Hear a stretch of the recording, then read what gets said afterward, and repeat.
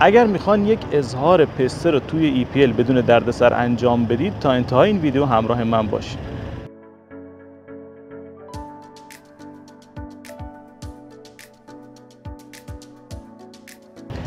دوستان عزیزم سلام، ناصر هستم و شما به کانال گمرک و تجارت خوش اومدید.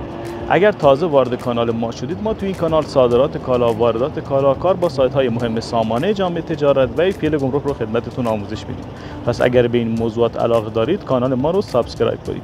در گمرک زاهدان هستیم و کامیون هایی که پشت سر من هستند کالاهای صادراتی ایران رو به پاکستان حمل میکنند. آموزش امروز ما هم در خصوص صادرات پسته به پاکستان هست. پس بریم و با هم آموزشش رو مرحله به مرحله پیش ببریم. خب دوستان، طبق معمول برای اینکه ارزش کالامون رو به دست بیاریم وارد سایت گمرک میشیم و از قسمت ارزش کالا فایل اکسلی که ارزش ها مرتب روزانه در اونجا قرار میگیرند رو دانلود میکنیم. خب ما اینجا روی دکمه دانلود میزنیم و فایل اکسل اون رو دانلود میکنیم.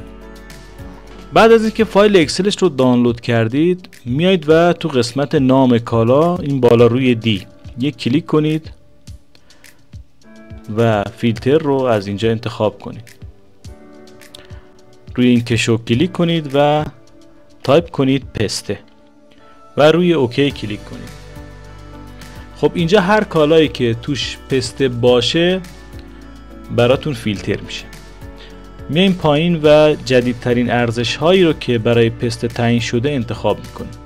پسته‌ای که من میخوام صادراتش رو انجام بدم و کشور مقصد من پاکستان هست، پسته بادامی، فندقی یا بادامی، سایز 26 تا 32 این هستش دوستان. اینجا کلیک میکنم. حالا میخوام بیام ارزشش رو ببینم. هر تن $6000 تعیین شده. خب این رو طبق نامه‌ای که جهاد کشاورزی داده تعیین کردم. تاریخش هم ببینید مال 403 بوده آخرین ارزشش. ارزش این رو که به دست آوردم میرم و محاسبات 1% اون رو انجام میدم. خب برای این منظور باید بریم دوباره نرخ ارز رو از سایت گمرک برداریم. خب اینو من میبندم. $6000 مشخص شد، دیگه کاری با این ندارم.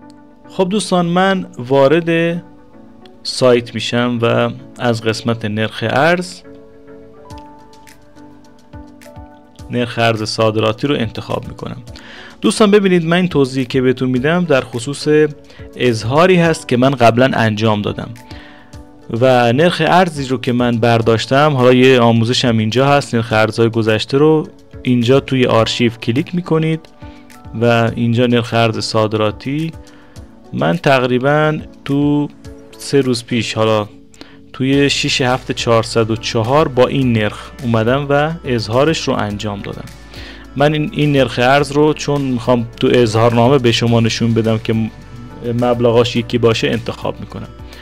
وگرنه نرخ ارز، جدیدترین نرخ ارز همین نرخ ارز به روز هست دوستان. شما اگه بخواید صادرات بزنید باید از این نرخ استفاده کنید. یعنی الان 70.1503 هست.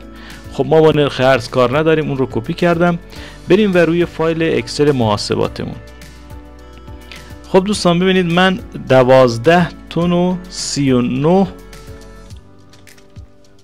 وزن خالص پسته ها هستش. من اون رو اینجا تایپ میکنم، یعنی 12390 کیلو. 12 تن و 39. ارزش هر تن برای من مشخص شد $6000. اون رو می نویسم. خب اینجا ارزش کل من شد $74340 که در اون نرخی که اونجا کپی کرده بودم اینجا قرار دادم و این رقم ریالی، ارزش ریالی به دست اومد که در 1% ضرب کنم میشه حدود 51,950,000 تومان عوارضی هست که من باید به گمرک پرداخت کنم و این پسته رو ترخیص کنم. حالا بریم توی EPL و ادامه آموزش رو اونجا خدمتتون بدم. دوستان عزیزم، اگر این ویدیو براتون مفید بوده ممنون میشم اون رو لایک کنید، دکمه سابسکرایب رو بزنید، به ما انگیزه بدید تا براتون آموزش های بیشتری بذاریم. خیلی ممنونم. خب دوستان، وارد EPL گمرک میشیم. از قسمت کاربر و دور اظهاری صادرات رو کلیک کنید.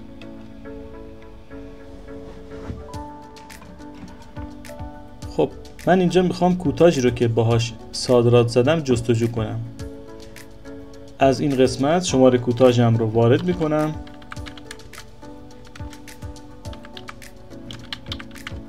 و اینجا جستجو رو میزنم. خب کوتاژ من اینجا نمایش داده شد و کلیک میکنم. خب دوستان تو قسمت وضعیت اظهار اول شروع کنیم. برای پست شما باید نمونه برداری کنید و از سازمان ملی استاندارد تاییدیه بگیرید. همچنین برای حفظ نباتات هم باید اقدام کنید و اونها هم بیان نمونه برداری کنن و از نظر آفت پسته ها رو بررسی کنن. شما بعد از اینکه کوتاژ گرفتید میایید و به این ارگان ها مراجعه میکنید، اونها میان نمونه برداریشون رو انجام میدن و میرن جواب رو براتون توی همین EPL میفرستن. خب میایم دوباره پایینتر. اینجا همون مبلغی هست دوستان که تو محاسباتمون پرداختش کردیم و اینجا با این شناسه اومده و نشسته. خب این از قسمت وضعیت اظهار. توی اسناد اظهارنامه دوستان شما باید فاکتور رو بذارید، پکینگتون رو بذارید و همچنین شما باید مدارک دیگه‌ای که مربوط به اظهارتون هست مثل بارنامه، باسکول، اونها رو هم اینجا قرار بدید. میرسیم به قسمت پیغام‌های اظهارنامه. ببینید این نظریه اداره استاندارد هست که اینجا قرار داده شده و تاییدش کرده و همچنین پایینتر هم سازمان حفظ نباتات اومده و پسته ها رو اینجا تایید کرده. خب پس ما تاییدیه این دو ارگان رو به این صورت باید بگیریم. میریم به قسمت مهم و نمایش اظهارنامه، جایی که اطلاعات رو ما باید وارد کنیم. خب من قبلا پر کردن این فرم رو براتون توضیح دادم و برای نمونه خرمایی که صادرات داشتیم این رو با هم پر کردیم. اگر این رو بلد نیستید لینکش رو این بالا قرار میدم، شما برید اونجا و از اون یاد بگیرید که اینجا وقتتون گرفته نشه. مجدد میایم پایین.